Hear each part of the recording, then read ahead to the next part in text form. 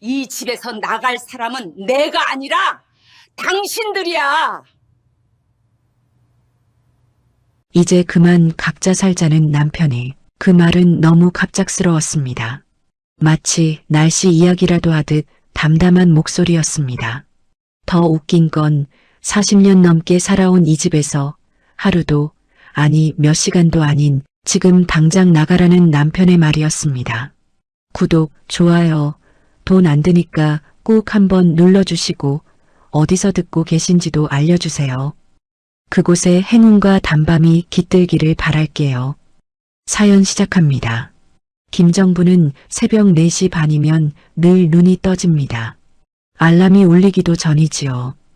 이제는 시계가 아니라 몸이 먼저 시간을 기억합니다. 젊을 때는 억지로 일어났는데 나이가 드니 시간이 사람을 깨우는 것 같더군요. 김정부는 조심스럽게 이불을 걷어내고 일어납니다. 옆자리에 누운 남편 박춘호는 깊이 잠들어 있습니다. 퇴직한 뒤로는 아침에 일어날 이유가 없어진 사람이지요.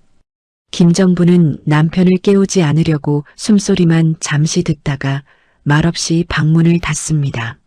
부엌불을 켜자 늘 보던 풍경이 그대로입니다. 오래됐지만 반질반질 닦인 싱크대, 낡은 밥솥, 그리고 벽에 걸린 달력이지요. 달력에는 날짜마다 작은 글씨가 빼곡합니다. 세입자 월세 들어오는 날, 가게 재료 주문 날짜, 보일러 점검 일정까지 빠짐없이 적혀 있습니다. 이런 건 내가 안 챙기면 아무도 안 챙기지요. 김정부는 쌀을 씻으며 혼잣말처럼 중얼거립니다. 손등에는 세월이 고스란히 남아 있습니다. 굵어진 마디, 희미한 상처, 지워지지 않는 기름때 자국들까지요. 이 손으로 이 집을, 이 건물을 지켜왔다는 사실을 김정부는 누구보다 잘 알고 있습니다. 아침밥을 올려놓고 나면 마음이 조금 급해집니다. 곧바로 건물 1층 분식집 문을 열어야 하기 때문입니다. 문을 열고 불을 켜고 전날 정리해둔 재료를 다시 꺼내놓습니다. 김정분의 하루는 늘 이런 순서로 흘러왔습니다. 비가 오든 눈이 오든 몸이 아파도 이 순서는 바뀐 적이 없었지요. 아침 6시쯤 방문 여는 소리가 납니다. 박춘호가 신문을 한 손에 들고 나옵니다. 안경을 고쳤으며 무심하게 말합니다. 나 간단히 먹고 갈게. 김정부는 이미 상을 차려두었습니다. 김치, 계란말이, 국 한 그릇입니다. 특별할 건 없지만 빠진 적은 없습니다. 김정부는 상을 조금 밀어주며 말합니다. 뜨거울 때 드세요. 박춘호는 고개만 끄덕이며 숟가락을 듭니다. 고맙다는 말은 없습니다. 늘 그래왔기 때문이지요. 신문을 넘기던 그는 아무렇지 않게 이런 말을 합니다. 이런 건 원래 여자가 챙기는 거잖아. 그 말은 너무도 자연스럽게 흘러나옵니다.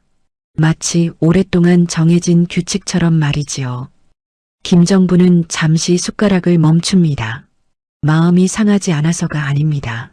이제 와서 이런 말에 하나하나 반응하면 하루가 너무 길어질 것 같아서입니다.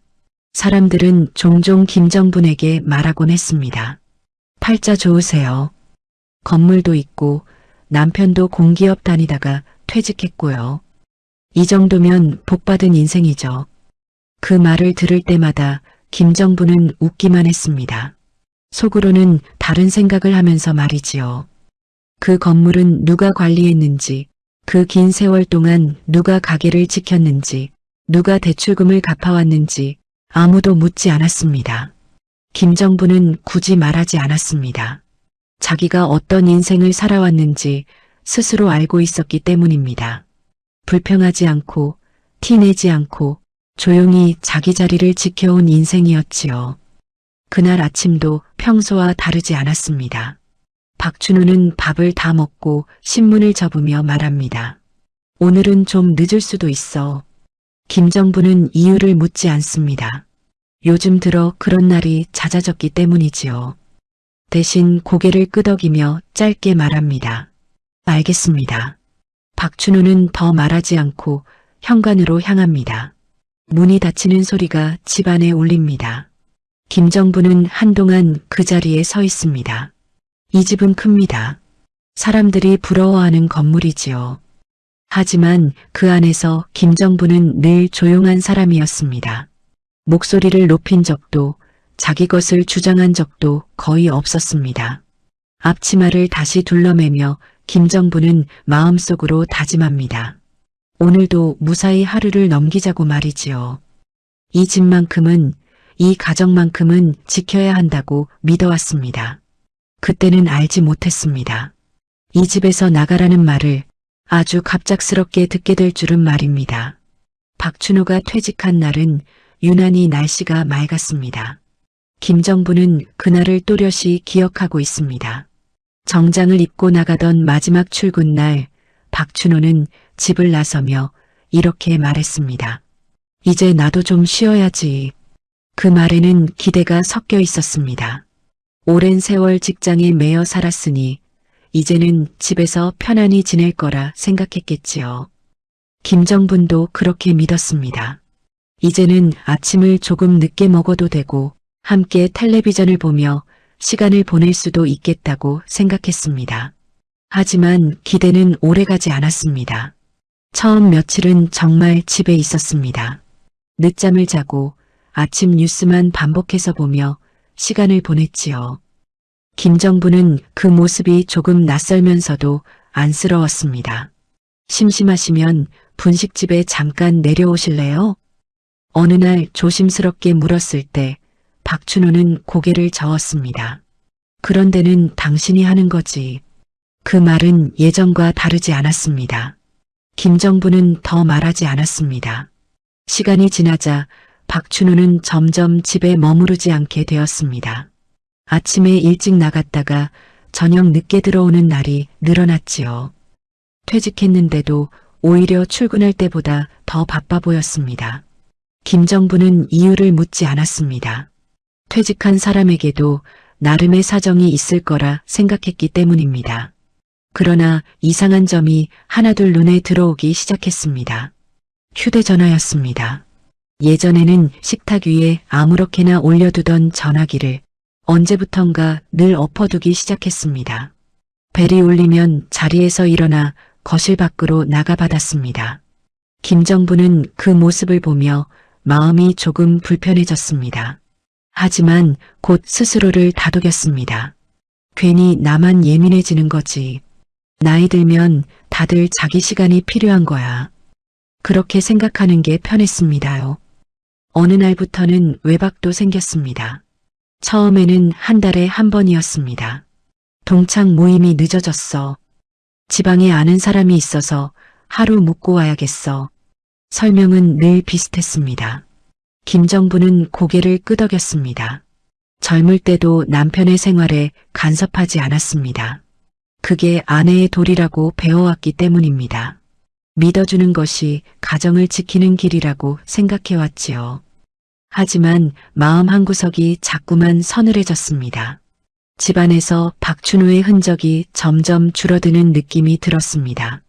신발장이 비어있는 날이 많아졌고 옷장 한쪽은 그대로 비어 있었습니다. 마치 이미 다른 곳에 자리를 잡은 사람처럼 느껴졌습니다. 어느 저녁 김정부는 용기를 내어 말을 꺼냈습니다. 요즘 자주 늦으시네요. 박춘호는 텔레비전에서 눈을 떼지 않은 채 대답했습니다. 퇴직했다고 집에만 있을 수는 없잖아. 그 말에 김정부는 더 이상 말을 잇지 못했습니다. 괜히 잔소리하는 아내가 되는 것 같았기 때문입니다. 김정부는 조용히 부엌으로 들어갔습니다.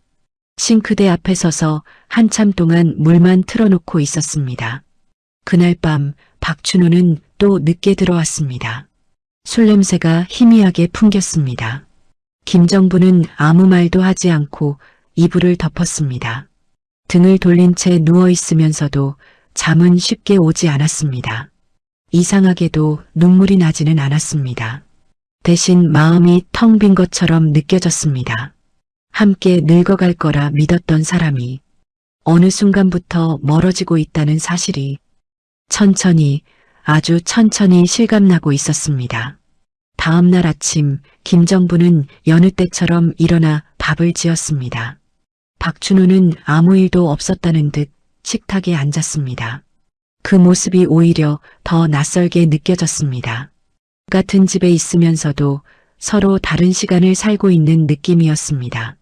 김정부는 그때 처음으로 이런 생각을 했습니다. 이 사람이 정말 내 곁에 있는 게 맞는지 말입니다. 하지만 곧 그 생각을 밀어냈습니다. 이 나이에 가정을 의심하는 건 너무 늦은 일이 아닐까 싶어서였습니다. 그날도 김정부는 분식집 문을 열며 스스로를 다잡았습니다. 괜한 생각 말고 할 일이나 잘하자고 말입니다. 집도 건물도 가게도 지금까지 그래왔듯이 지켜내면 된다고 믿었습니다. 그때는 몰랐습니다. 이 모든 변화가 곧 이혼하자는 말로 이어질 줄은 말이지요. 그날은 특별할 것 없는 평일 저녁이었습니다. 김정부는 늘 그렇듯 분식집 문을 닫고 집으로 올라왔습니다. 하루 종일 서 있었던 다리가 묵직했지만 익숙한 피로였습니다. 이 정도쯤은 참고 넘기는 게 습관이 되어 있었지요. 집안은 조용했습니다. 불이 켜져 있었고 텔레비전 소리도 들렸습니다. 박춘호는 거실 소파에 앉아 뉴스를 보고 있었습니다. 겉으로 보기엔 평소와 다를 게 없는 모습이었습니다. 저녁 드셨어요? 김정분이 먼저 말을 건넸습니다. 박춘호는 화면에서 눈을 떼지 않은 채 짧게 대답했습니다. 아직? 김정부는 부엌으로 들어가 냄비를 올렸습니다. 된장찌개를 데우고 밥을 퍼담았습니다. 식탁에 마주 앉았지만 대화는 없었습니다. 숟가락 소리만 간간히 들렸지요. 김정부는 이상하게도 그날 밥맛이 나지 않았습니다. 괜히 속이 더부룩했습니다. 한참을 그렇게 먹고 있는데 박춘호가 숟가락을 내려놓았습니다. 그리고는 김정분을 바라보지도 않은 채 말했습니다. 이제 그만 각자 살자. 그 말은 너무 갑작스러웠습니다. 마치 날씨 이야기라도 하듯 담담한 목소리였습니다. 김정부는 순간 말뜻을 제대로 이해하지 못했습니다. 손에 들고 있던 숟가락이 공중에서 멈췄습니다. 무슨 말씀이세요? 김정부는 조심스럽게 되물었습니다. 혹시 농담인가 싶어서였습니다. 박춘호는 그제야 고개를 돌려 김정분을 봤습니다. 하지만 표정에는 망설임도 미안함도 없었습니다. 이혼하자는 말이야. 그 말을 듣는 순간 김정분의 가슴 안에서 무언가가 툭 하고 떨어지는 느낌이 들었습니다. 소리가 나지는 않았지만 분명히 느껴졌습니다. 오래 붙잡고 있던 무언가가 끊어진 느낌이었습니다. 김정부는 한동안 아무 말도 하지 못했습니다. 머릿속이 새하얘졌습니다. 화가 나지도 눈물이 나지도 않았습니다. 그저 멍해졌습니다. 왜요? 한참 뒤에야 겨우 그 말을 꺼냈습니다. 박춘호는 잠시 침묵하다가 대답했습니다. 이제 이런 생활이 지겹다. 서로한테 더 이상 할 도리는 다 했잖아. 그 말이 김정분의 마음을 찔렀습니다. 할 도리를 다 했다는 말. 그 말 속에는 이미 정리가 끝난 사람의 태도가 담겨 있었습니다. 제가 뭘 잘못했나요? 김정부는 최대한 차분하게 물었습니다. 목소리가 떨릴까봐 힘을 주고 말했습니다. 박춘호는 고개를 저었습니다. 누가 잘못한 건 아니야. 그냥 이제 끝내자는 거지. 그 말은 오히려 더 잔인하게 들렸습니다. 이유도 설명도 없는 결론이었기 때문입니다. 김정부는 그제야 알았습니다. 이미 이 사람은 마음속에서 오래전에 결정을 내려두었다는 걸 말입니다. 생각할 시간은 주셔야죠. 김정분이 말하자 박춘호는 고개를 끄덕였습니다. 그래, 급할 건 없지. 하지만 그 말에도 여유가 묻어 있었습니다. 그날 밤 김정부는 잠을 이루지 못했습니다. 천장을 바라보며 많은 생각을 했습니다. 서운했던 일들, 참아왔던 말들, 그리고 그래도 지키고 싶었던 가정까지요. 하지만 이상하게도 가장 먼저 떠오른 생각은 이것이었습니다. 이제 그만해도 되지 않을까? 평생 누군가의 아내로, 누군가의 뒷사람으로 살아온 시간들이 갑자기 한꺼번에 밀려왔습니다. 김정부는 그 무게가 얼마나 컸는지 그제야 실감하고 있었습니다. 다음 날 아침 박춘호는 아무 일도 없었다는 듯 출근 준비를 하듯 나섰습니다. 퇴직한 사람이지만 어딘가 갈 곳이 있다는 사람처럼 행동했습니다. 김정부는 그 뒷모습을 말없이 바라보았습니다. 그날 낮 김정부는 혼자서 구청을 다녀왔습니다. 이혼 절차에 대해 조용히 물어보았습니다. 상담 창구 직원의 말은 담담했습니다. 조정으로 하면 금방 끝납니다. 그 말이 오히려 김정분의 마음을 굳게 만들었습니다. 이렇게 쉽게 끝날 관계였나 싶기도 했습니다. 하지만 한편으로는 이제는 더 붙잡지 않아도 되겠다는 생각이 들었습니다.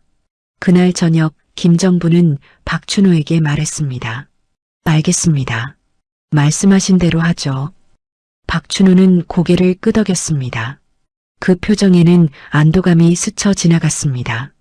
그 모습을 보는 순간 김정부는 마지막으로 마음속에서 정리를 했습니다. 이 사람과의 결혼은 여기까지라고요.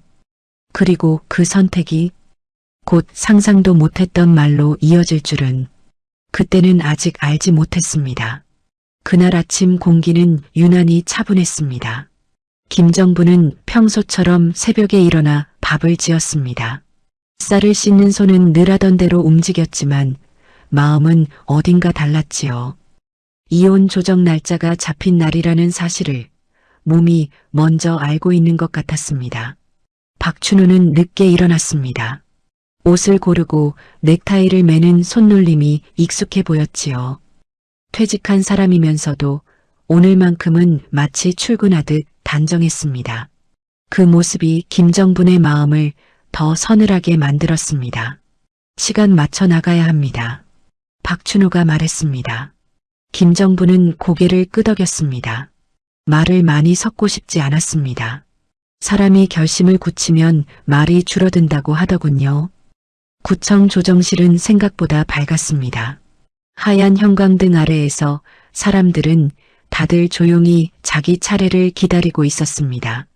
누군가의 인생이 정리되는 자리인데도 공간은 너무도 평범했습니다. 김정부는 그 평범함이 오히려 무섭게 느껴졌습니다. 박춘호는 먼저 자리에 앉았습니다. 표정이 이상할 만큼 여유로웠습니다. 김정부는 그 여유를 보며 속으로 생각했습니다. 저 사람은 뭘 믿고 저렇게 편안할까 하고 말이지요. 조정위원이 들어와 절차를 설명했습니다. 혼인기간, 자녀 유무, 이혼 의사. 질문은 단정했고 대답은 짧았습니다. 김정부는 네라고 대답했고 박춘호도 네라고 대답했습니다. 모든 게 너무 간단하게 흘러갔습니다. 재산 분할은 어떻게 하시겠습니까? 그 질문이 나왔을 때 김정부는 숨을 한번 고릅니다. 박춘호는 기다렸다는 듯 입을 열었습니다. 목소리에 확신이 묻어 있었습니다. 서로 얽히기 싫습니다. 각자 정리하는 걸로 하지요. 그 말이 나오자 조정위원은 김정분을 바라보았습니다. 김정부는 잠시 입술을 다물었습니다. 그리고는 차분히 대답했습니다. 저도 그렇게 하겠습니다. 그 순간 박춘호의 눈빛이 아주 잠깐 흔들린 것 같았습니다. 하지만 그는 곧 표정을 정리했습니다. 여전히 자신이 유리하다는 사람의 태도였지요. 김정부는 고개를 숙인 채 서류를 바라보았습니다. 사실 그 질문이 나올 줄 알고 있었습니다. 그리고 어떤 대답을 할지도 정해놓았습니다. 여기서 싸우지 않겠다고요. 말로 다투고 감정으로 뒤엉키고 서로의 추한 모습만 남기는 일을 하지 않겠다고요. 하지만 더 중요한 이유가 있었습니다. 김정부는 박춘호가 왜 이렇게 서두르는지 알고 싶었습니다. 그리고 무엇을 믿고 자신을 밀어낼 수 있다고 생각하는지도 확인하고 싶었지요. 도장을 찍는 순간 김정분의 손은 떨리지 않았습니다. 오히려 너무 또렷했습니다. 인생에서 가장 큰 결정을 하면서도 이렇게 차분할 수 있다는 것이 김정분 스스로도 낯설게 느껴졌지요. 조정위원이 말했습니다.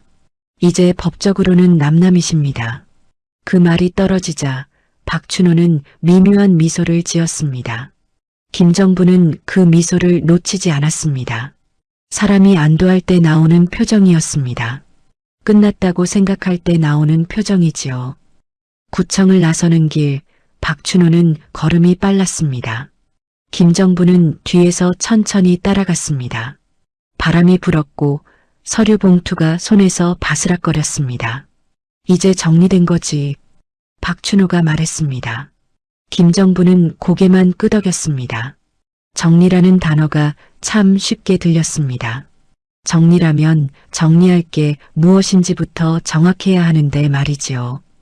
집으로 돌아오는 길, 김정분은 버스 창밖을 바라보았습니다. 남남이라는 말이 계속 머릿속에 남아 있었습니다.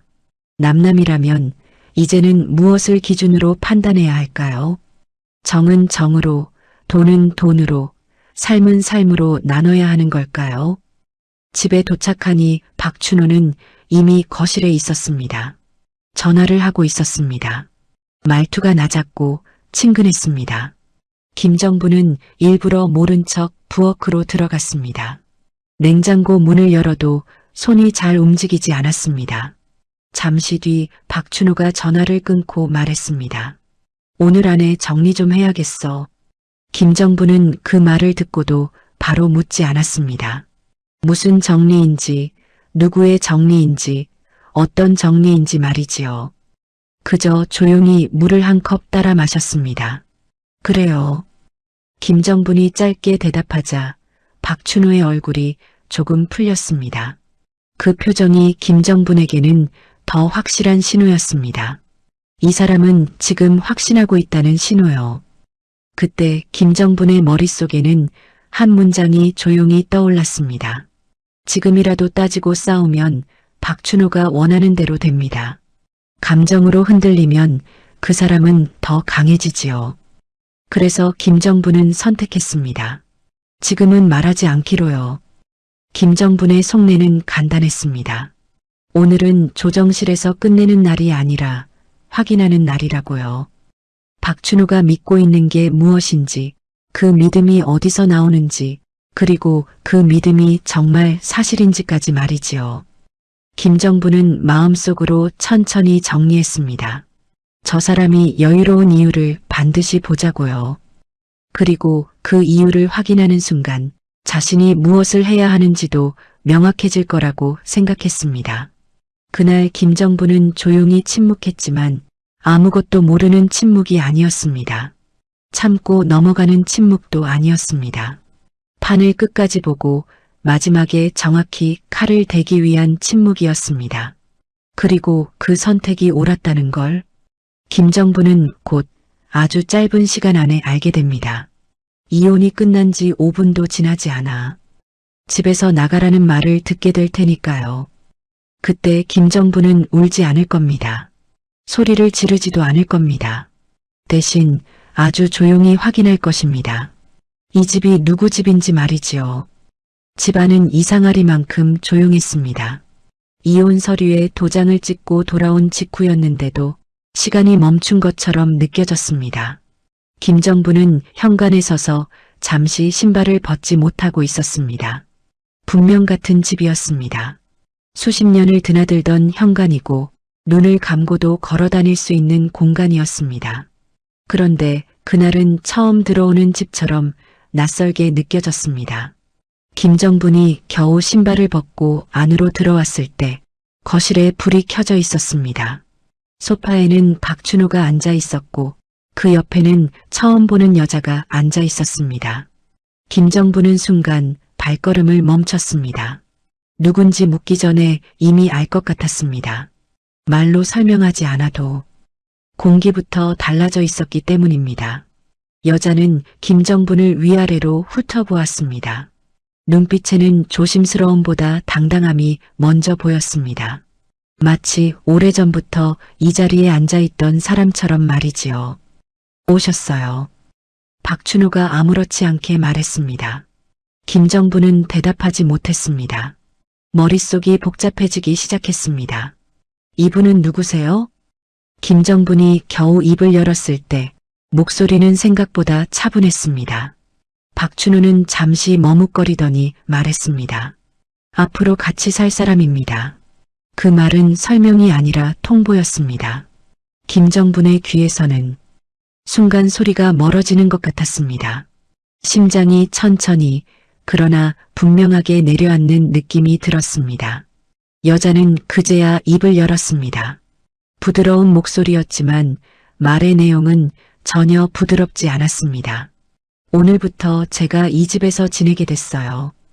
김정부는 그 말을 이해하는데 시간이 걸렸습니다. 오늘부터라니요. 이 집은 아직, 아니 방금 전까지도 김정분이 살던 집이었습니다. 지금 무슨 말씀을 하시는 건지 잘 모르겠네요. 김정분이 그렇게 말하자 박춘호는 한숨을 쉬며 말을 이었습니다. 아까 조정 끝났잖아. 이제 남남이야. 그러니까 오늘 안에 정리해 주는 게 좋겠어. 그 말은 조심스러운 부탁이 아니었습니다. 명백한 요구였습니다. 김정부는 그제야 이혼이라는 말이 어떤 의미였는지를 몸으로 느끼기 시작했습니다. 오늘 안에요? 김정부는 다시 물었습니다. 혹시 잘못 들었을까 싶어서였습니다. 박춘호는 고개를 끄덕였습니다. 그래, 괜히 길어질 필요 없잖아. 그 말에 김정분의 가슴이 쿵 내려앉았습니다.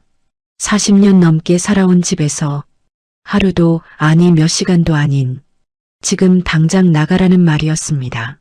여자는 그 상황이 익숙한 듯 가방을 옆으로 밀어두며 말했습니다. 필요한 짐은 나중에 가져가셔도 돼요. 오늘은 몸만 나가셔도 되고요. 그 말은 친절을 가장한 선 긋기처럼 들렸습니다. 김정부는 잠시 말을 잃었습니다. 분노보다 먼저 찾아온 것은 깊은 모욕감이었습니다. 제가 나가야 한다고요? 김정분의 목소리가 아주 조금 떨렸습니다. 그제야 박춘호가 김정분을 바라보았습니다. 하지만 그 눈빛에는 미안함이 없었습니다. 이제 정리된 거잖아. 각자 갈 길 가는 거지. 김정부는 그 말을 듣는 순간 가슴속에서 무언가가 끓어오르는 걸 느꼈습니다. 하지만 소리를 지르지는 않았습니다. 이 나이에 감정을 터뜨리는 게 스스로에게 더 초라해질 것 같았기 때문입니다. 김정부는 거실을 천천히 둘러보았습니다. 벽에 걸린 액자, 오래된 장식장, 식탁 위에 놓인 물컵 하나까지 모두 자신의 손을 거친 것들이었습니다. 이 집에서의 시간들이 순간에 부정당하는 느낌이 들었습니다. 마치 이 집에 살았던 기억 자체가 지워지는 것처럼 느껴졌습니다. 여자는 시계를 힐끗 보며 말했습니다. 너무 늦어지면 저희도 곤란해서요. 그 말이 마지막 불씨가 되었습니다. 김정부는 그제야 울컥 올라오는 감정을 눌러 담으며 조용히 입을 열었습니다. 알겠습니다. 그 한마디에 박춘호의 얼굴이 조금 풀렸습니다. 마치 일이 순조롭게 정리되고 있다는 듯한 표정이었습니다. 김정부는 그 모습을 똑똑히 보았습니다. 그리고 그 순간 마음속에서 어떤 결심이 조용히 자리 잡았습니다. 이렇게 나갈 수는 없다는 생각이었습니다. 이 집에서 쫓겨나듯 나갈 인생은 아니라는 생각이 서서히 그러나 분명하게 고개를 들고 있었습니다. 김정부는 가방을 들고 현관 쪽으로 걸어가며 말했습니다. 잠깐만요. 확인할 게 하나 있습니다. 박춘호는 귀찮다는 듯 고개를 끄덕였습니다. 여자는 별다른 반응을 보이지 않았습니다. 김정부는 현관 앞에 서서 휴대전화를 꺼내 들었습니다. 그리고 딸의 번호를 눌렀습니다. 그 전화 한 통이 이 집의 주인이 누구인지 누가 나가야 하는지를 완전히 바꾸게 될 줄은 아직 그 누구도 알지 못했습니다. 김정부는 현관 앞에 서서 잠시 숨을 고릅니다. 가슴이 빠르게 뛰고 있었지만 겉으로 드러내지 않으려고 애를 썼습니다. 이런 순간일수록 목소리를 높이는 사람이 지는 법이라는 걸 김정부는 살아오면서 여러 번 배웠지요. 거실에는 묘한 긴장감이 흘렀습니다. 박춘호는 소파에 기대 앉아 있었고 그 옆에 여자는 팔짱을 낀 채 시계를 힐끗거리며 서 있었습니다. 마치 이 집에서 오래 머물 계획이 없는 사람처럼 행동했지요. 아까도 말씀드렸잖아요. 여자가 먼저 입을 열었습니다. 이제 남남이시니까요. 오늘 안에 정리하시는 게 서로 깔끔하지 않겠어요? 그 말투에는 확신이 있었습니다. 확신이라는 건 보통 누군가에게서 들은 말 위에 생기지요. 김정부는 그 확신이 어디서 나왔는지 어렴풋이 짐작하고 있었습니다. 박춘호는 한숨을 쉬며 거들었습니다. 괜히 일 키우지 말고 나가요. 법적으로도 이미 끝난 일이잖아. 김정부는 그제야 천천히 고개를 끄덕였습니다. 말씀은 이해했습니다. 두 사람의 얼굴에 안도감이 스쳤습니다. 이 상황이 곧 정리될 거라 믿는 표정이었지요. 김정부는 가방을 내려놓고 거실 한가운데로 천천히 걸어 들어갔습니다. 그 걸음에는 조급함도 분노도 없었습니다. 오히려 확인을 끝낸 사람의 태도에 가까웠습니다. 다만요. 김정분이 말을 꺼내자 박춘호의 눈썹이 살짝 올라갔습니다. 여자는 못마땅한 표정을 지었습니다. 한 가지만 확인하고 가겠습니다. 뭘 또 확인해? 박춘호의 말투에는 짜증이 묻어 있었습니다. 김정부는 그를 바라보며 또렷하게 말했습니다. 이 집이 누구 집인지요? 순간 거실 안이 조용해졌습니다. 여자는 웃음을 터뜨리듯 말했습니다. 아니, 당연히 남편분 집이죠. 설마 아직도 그걸 모르세요? 김정부는 그 웃음을 그대로 받아냈습니다. 그리고 아주 차분하게 말했습니다. 이 건물 제 명의입니다. 그 말은 크지도 날카롭지도 않았습니다. 그러나 공기처럼 집안을 채웠습니다. 박춘호는 잠시 말을 잃었습니다. 그의 눈빛이 흔들리는 게 김정분에게도 보였습니다. 무슨 말도 안 되는 소리야. 박춘호가 다시 말했지만 목소리에는 확신이 없었습니다. 김정부는 고개를 저으며 말을 이었습니다. 처음 살 때부터 제 이름이었습니다. 지금까지 한 번도 바뀐 적 없고요. 여자는 얼굴이 굳어졌습니다. 그럴 리가 없어요. 그럼 그동안 김정부는 말을 끊지 않았습니다. 대신 한 걸음 더 나아가 조금 더 깊은 이야기를 꺼냈습니다. 그래서요. 그동안 당신이 이 건물로 무슨 생각을 했는지도 저는 다 알고 있었습니다. 박춘호의 표정이 달라졌습니다. 그 말은 단순한 명의 이야기가 아니었기 때문입니다. 몇 년 전이었지요. 당신이 이 건물로 대출을 알아봤던 적이 있습니다. 여자는 깜짝 놀라 박춘호를 바라보았습니다. 무슨 말이에요? 박춘호는 아무 말도 하지 못했습니다. 김정부는 조용히 말을 이어갔습니다. 그때 다 거절당하셨지요. 이유는 간단했습니다. 당신 명의가 아니었으니까요. 그제야 퍼즐이 맞춰졌다는 듯 여자의 얼굴이 창백해졌습니다. 박춘호는 고개를 숙였습니다. 그가 믿고 있던 마지막 안전장치가 눈앞에서 무너지고 있었습니다. 그래도 명예신탁이라는 게 있잖아. 박춘호가 힘없이 말했습니다. 김정부는 그 말을 기다렸다는 듯 고개를 끄덕였습니다. 네. 그래서 그것도 확인해 두었습니다. 그 말에 박춘호의 눈이 커졌습니다. 김정부는 아주 조용히 그러나 분명하게 말했습니다. 명의신탁 아닙니다. 증빙도 다 되어 있고요. 제가 번 돈으로 샀고, 제가 관리했고, 제가 세금 냈습니다. 거실 안에는 더 이상 말이 없었습니다. 여자는 한 발짝 뒤로 물러섰습니다. 박춘호는 소파에 주저앉았습니다. 자신이 평생 믿고 있던 당연함이 사실은 아무 근거도 없었다는 걸 그제야 실감한 표정이었습니다. 김정부는 마지막으로 말했습니다. 목소리는 여전히 차분했습니다. 그래서요. 이 집에서 나가야 할 사람은 제가 아닙니다. 그 말이 선언처럼 울렸습니다. 이제는 말로 다툴 이유도 설명할 필요도 없었습니다. 사실은 이미 충분히 말해주고 있었으니까요. 그 순간 초인종 소리가 울렸습니다. 딸 세진이 도착한 것이었습니다. 김정부는 현관으로 향하며 마음속으로 한 번 더 확인했습니다. 이 판은 이미 끝났다고요. 이제 남은 건 서류로 확인하는 일뿐이라는 걸 말입니다. 현관문이 닫히는 소리가 집안에 또렷하게 울립니다. 딸 세진은 신발을 벗고 들어오며 거실 안을 빠르게 살폈습니다. 어머니의 얼굴, 소파에 앉은 박춘호, 그리고 낯선 여자까지요. 말을 하지 않아도 상황이 어떤지 짐작이 가는 표정이었습니다. 많이 복잡한 상황이네요. 세진은 차분하게 말했습니다. 목소리에는 감정이 섞여 있지 않았습니다.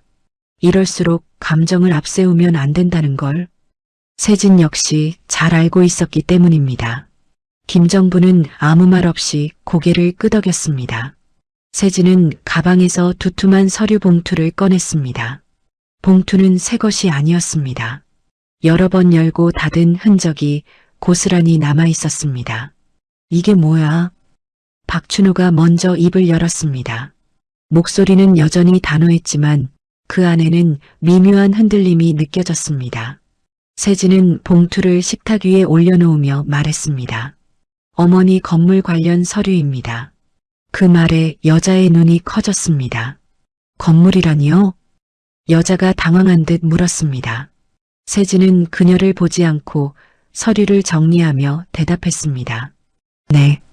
이 집이 포함된 건물 전체요. 세진은 가장 위에 놓인 종이를 꺼냈습니다. 오래된 매매 계약서였습니다.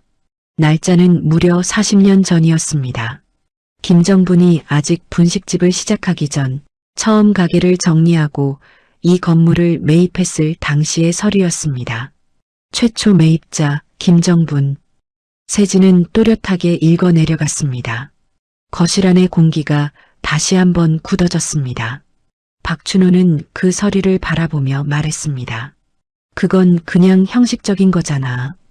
그때는 다 그렇게 했어. 세진은 고개를 저었습니다. 형식이 아닙니다. 법적으로 가장 중요한 기록입니다. 세진은 다음 서류를 꺼냈습니다. 등기부 등본이었습니다. 최근에 발급받은 것이었습니다. 현재 소유자 김정분. 명의 변경 이력 없음.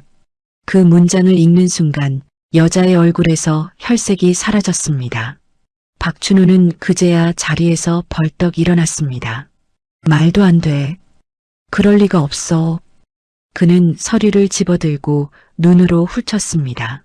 손이 미세하게 떨리고 있었습니다. 확신하던 세계가 눈앞에서 무너지고 있다는 걸 본인도 느끼고 있었기 때문입니다. 김정부는 그 모습을 조용히 지켜보고 있었습니다. 큰 소리를 내지 않았습니다. 이제는 말로 싸울 필요가 없다는 걸 알고 있었지요. 당신 명의로 된 적이 단 한 번도 없습니다. 세진의 말은 담담했습니다. 관리와 운영은 아버지가 하신 것처럼 보였을지 몰라도 법적으로는 처음부터 끝까지 어머니 재산입니다. 여자는 그제야 상황을 이해한 듯 입술을 꽉 깨물었습니다. 그럼 저는 말끝을 흐리며 박춘호를 바라보았습니다. 박춘호는 아무 말도 하지 못했습니다. 그가 평생 당연하게 여겨왔던 것들이 하나씩 무너져 내리고 있었습니다. 김정부는 그제야 입을 열었습니다. 제가 한 번도 말하지 않았을 뿐입니다. 숨긴 적은 없어요. 그 말은 원망이 아니었습니다. 사실을 말하는 목소리였습니다. 김정부는 이어서 조용히 말했습니다. 제가 번 돈으로 샀고, 제가 관리했고, 제가 지켜온 집입니다. 그 말 한마디 한마디가 그녀의 인생을 증명하고 있었습니다. 거실 안에는 한동안 말이 없었습니다. 시계 초침 소리만 다시 들려왔습니다. 여자는 결국 고개를 숙였습니다. 죄송합니다. 제가 몰랐어요. 그 말은 김정분이 아니라 자기 자신에게 하는 말처럼 들렸습니다. 박춘호는 소파에 다시 주저앉았습니다. 어깨가 눈에 띄게 처져 있었습니다. 그는 이제야 깨닫고 있었습니다. 자기가 평생 내 것이라 믿어온 것이 사실은 아내의 삶이었다는 걸 말입니다. 세진은 서류를 정리하며 마지막으로 말했습니다. 법적으로 말씀드리면 이 집에서 나가셔야 할 분은 명확합니다. 김정부는 그 말을 듣고 천천히 숨을 내쉬었습니다. 오랫동안 참아왔던 긴장이 그제야 조금 풀리는 느낌이었습니다. 이제 남은 건 하나였습니다. 말이 아니라 행동이었습니다. 누가 이 집을 떠나야 하는지 그 선택의 순간이 다가오고 있었습니다. 거실 안공기는 무겁게 가라앉아 있었습니다. 서류가 식탁 위에 가지런히 놓여 있었고 그 위로 누구도 손을 대지 못한 채 시간이 흘렀습니다. 마치 이미 결론이 내려졌다는 걸 모두가 알고 있으면서도 누군가는 먼저 말해야 하는 순간이었습니다. 김정부는 천천히 식탁 쪽으로 걸어갑니다. 발걸음은 느렸지만 흔들리지 않았습니다. 이 집에서 이렇게 차분한 마음으로 서본 적이 있었는지 스스로도 잘 떠오르지 않았지요. 김정부는 서류를 한 장 한 장 정리하며 말합니다. 목소리는 낮았고 그러나 또렷했습니다. 이제 확인은 다 된 것 같습니다. 그 말에 박춘호는 고개를 들었습니다. 눈빛은 여전히 혼란스러웠습니다. 여자는 아무 말도 하지 못한 채 손가락만 꼼지락거리고 있었습니다. 김정부는 박춘호를 바라보며 말을 이어갑니다. 아까 하신 말씀 기억하십니까? 이제 남남이라고 하셨지요. 박춘호는 대답하지 않았습니다. 김정부는 고개를 끄덕이며 말을 잇습니다. 그 말씀 맞습니다. 이제 우리는 남남입니다. 그 말이 거실 안을 조용히 울렸습니다. 김정부는 감정을 실어 말하지 않았습니다. 그럴 필요가 없었기 때문입니다. 그래서요. 김정부는 숨을 한번 고르고 아주 분명하게 말합니다. 이 집에서 나가야 할 사람은 제가 아니라 당신입니다. 그 말이 떨어지는 순간 여자의 숨이 멎은 듯 보였습니다. 박춘호는 입을 열었다 닫았다를 반복했습니다. 믿고 싶지 않은 말을 들은 사람의 표정이었습니다. 무슨 소리야? 박춘호가 낮게 말했습니다. 하지만 그 안에는 더 이상 힘이 없었습니다. 김정부는 고개를 숙이지 않고 대답합니다. 제명의 건물입니다.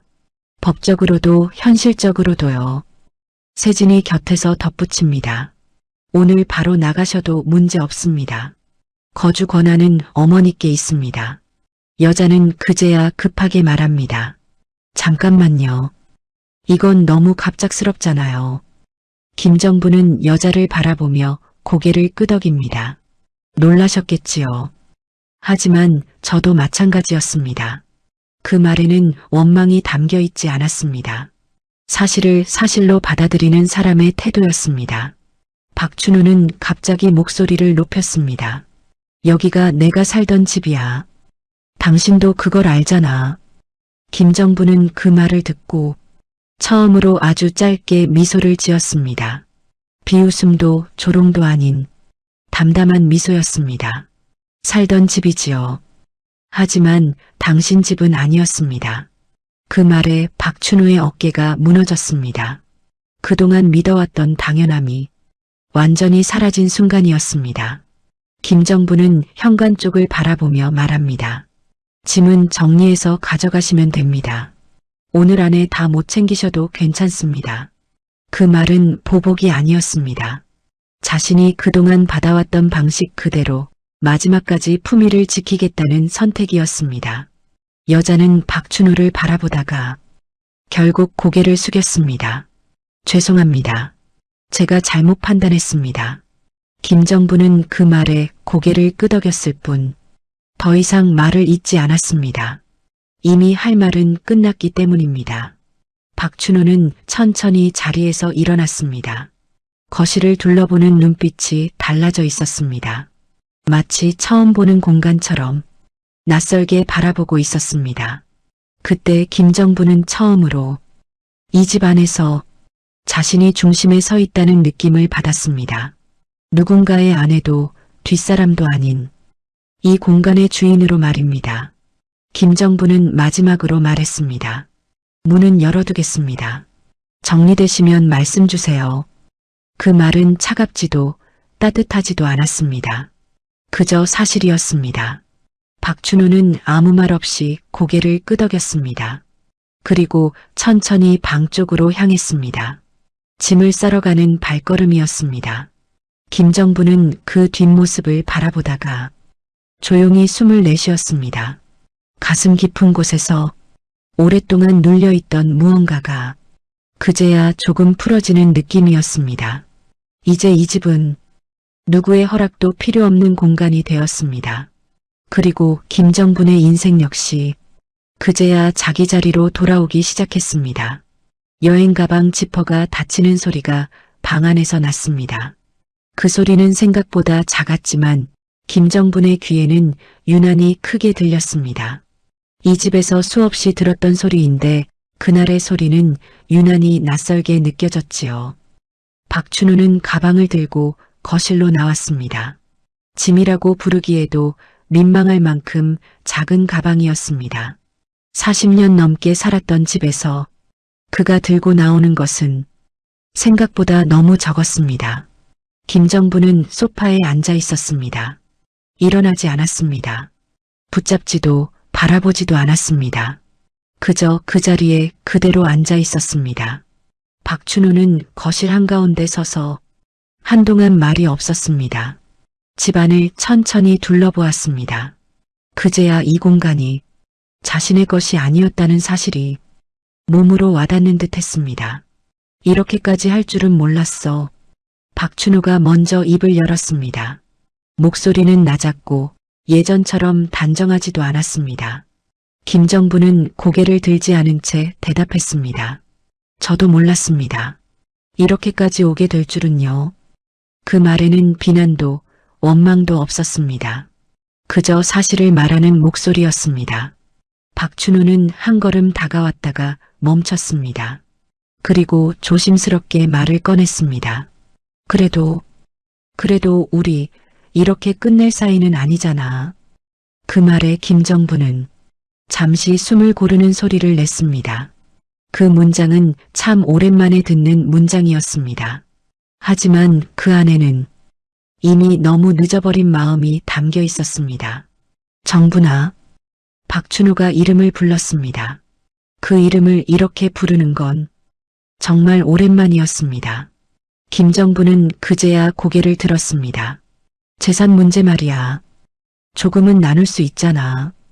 내가 너무 몰랐던 건 인정할게. 그 말은 제안이었지만 동시에 마지막 카드였습니다. 박춘호가 내밀 수 있는 유일한 지렛대였지요. 김정부는 그 말을 듣고 잠시 아무 말도 하지 않았습니다. 거절할 말을 고르는 침묵이 아니었습니다. 그 말의 의미를 차분히 정리하는 시간이었습니다. 그 말씀을 하시기까지 김정분이 조용히 입을 열었습니다. 조금 늦으셨네요. 박춘호의 얼굴이 굳었습니다. 김정부는 말을 이어갔습니다. 제가 바랐던 건 돈이 아니었습니다. 재산을 더 가지는 것도 아니었고요. 박춘호는 이해하지 못한 표정이었습니다. 김정부는 그 표정을 보며 아주 천천히 말했습니다. 제가 바랐던 건요.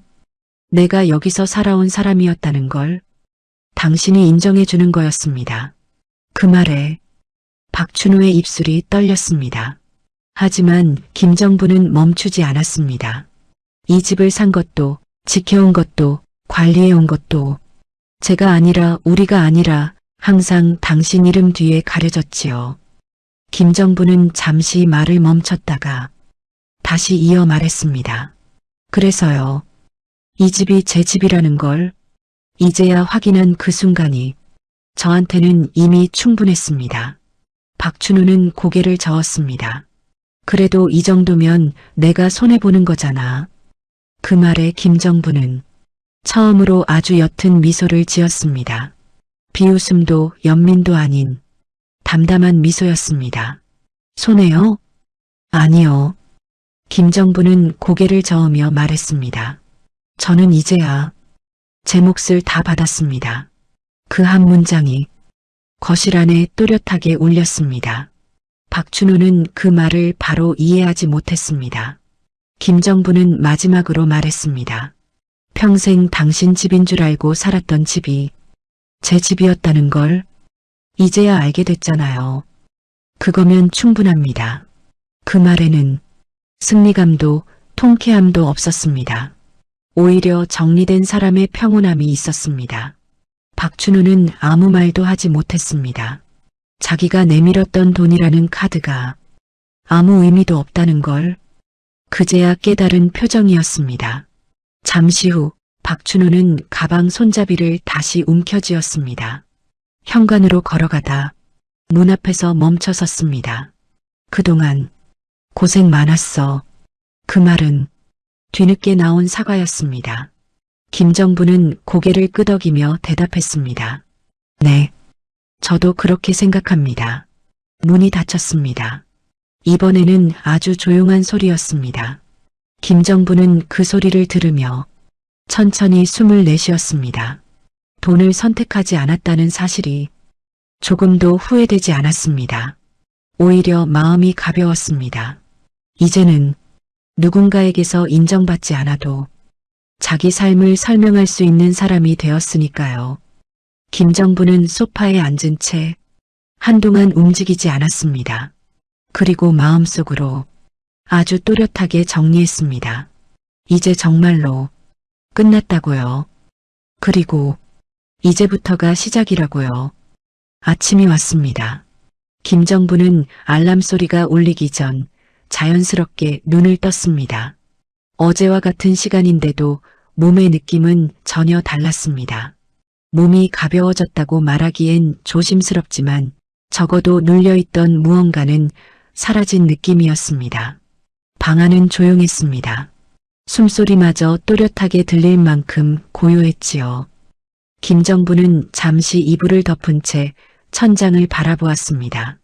어제 있었던 일들이 꿈처럼 느껴지기도 했고 너무 또렷해서 오히려 현실 같지 않게 느껴지기도 했습니다.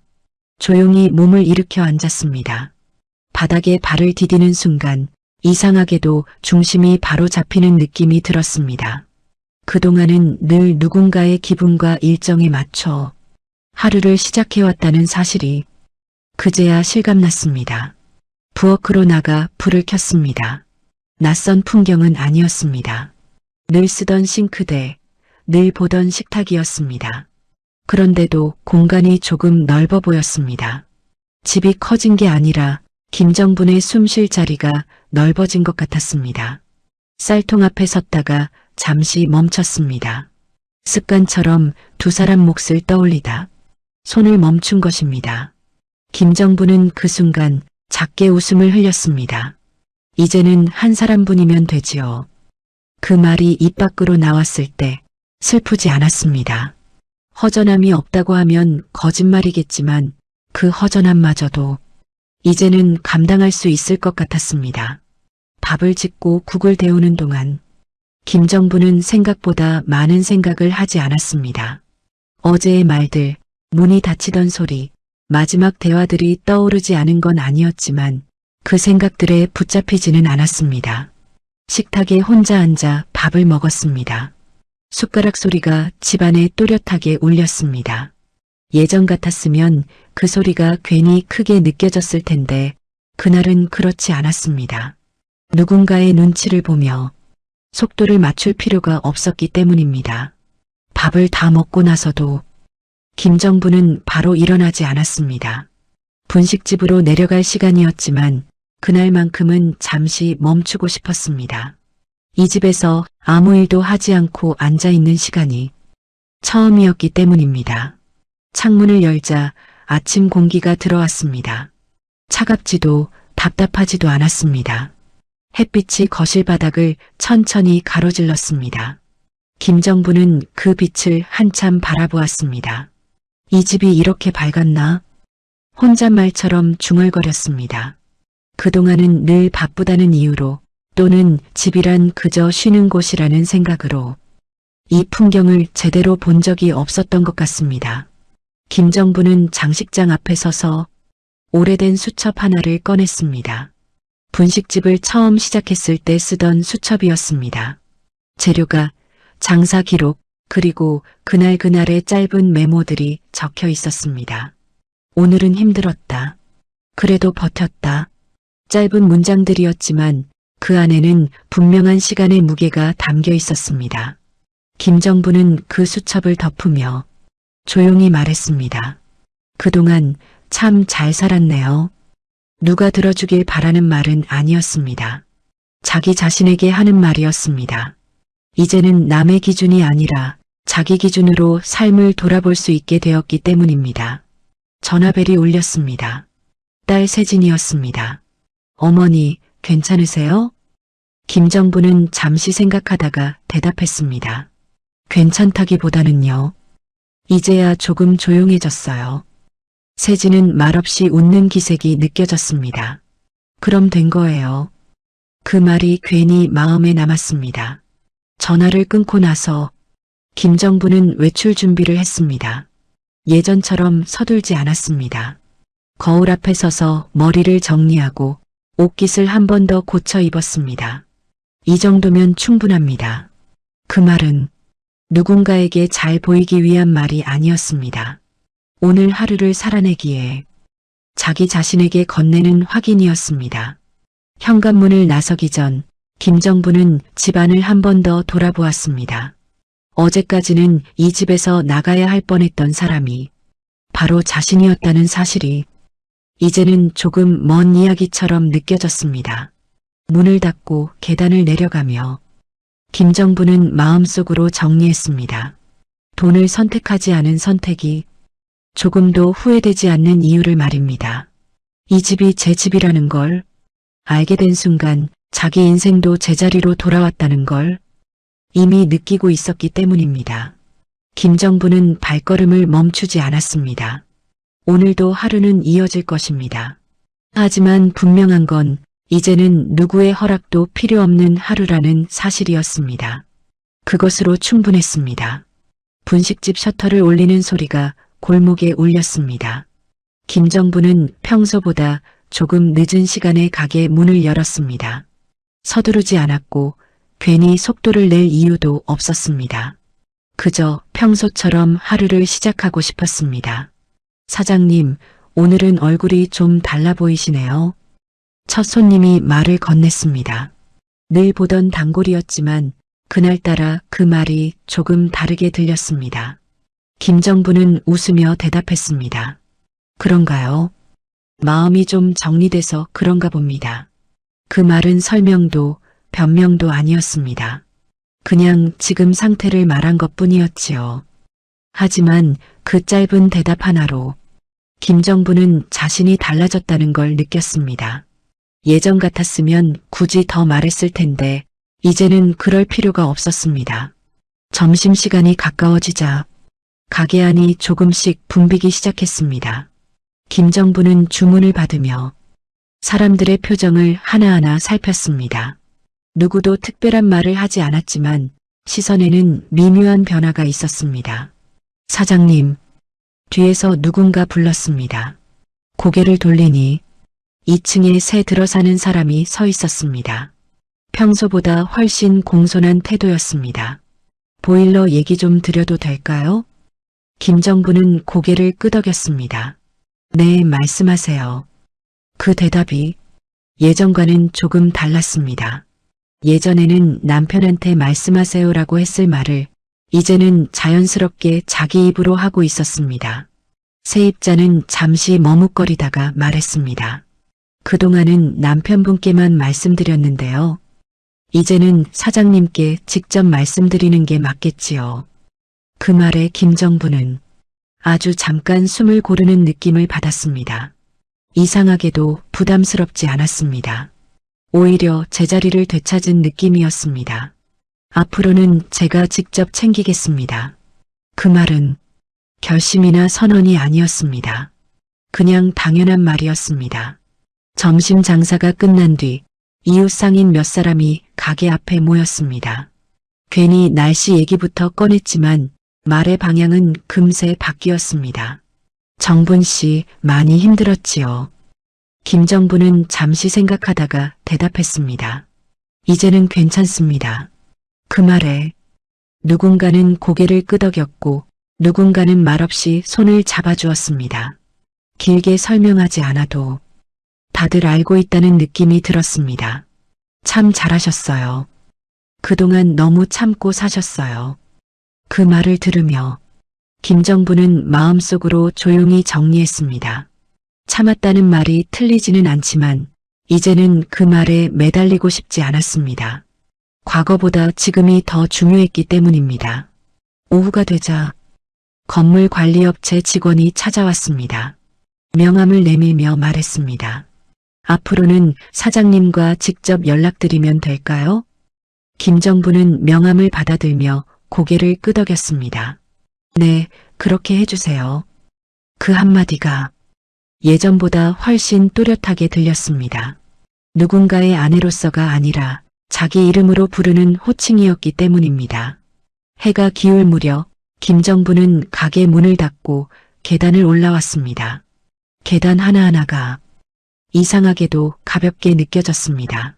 몸이 가벼워졌다기보다는 마음에 걸리던 것이 사라진 느낌이었습니다. 집 앞에 도착했을 때 문 앞에 놓인 우편물 하나가 눈에 들어왔습니다. 박춘호의 이름이 적힌 봉투였습니다. 김정분은 잠시 그 봉투를 바라보다가 관리실로 가져다 두었습니다. 이제는 돌려보내야지요. 그 말에는 미련도 분노도 담겨 있지 않았습니다. 그저 정리해야 할 일 중 하나였을 뿐입니다. 집 안으로 들어와 불을 켰습니다. 불빛이 켜진 거실을 바라보며 김정분은 조용히 숨을 내쉬었습니다. 사람들의 시선이 달라진 것도 맞지만 그보다 더 분명한 건 자기 자신을 바라보는 시선이 달라졌다는 사실이었습니다. 이제는 누군가의 판단에 따라 자리를 옮기지 않아도 되는 사람, 자기 이름으로 서 있어도 부끄럽지 않은 사람, 김정분은 그렇게 다시 제자리에 서 있었습니다. 아주 오래 걸렸지만 결국 돌아온 자리였습니다. 저녁이 되자 집안이 천천히 어두워졌습니다. 김정분은 거실에 앉아 창밖을 바라보고 있었습니다.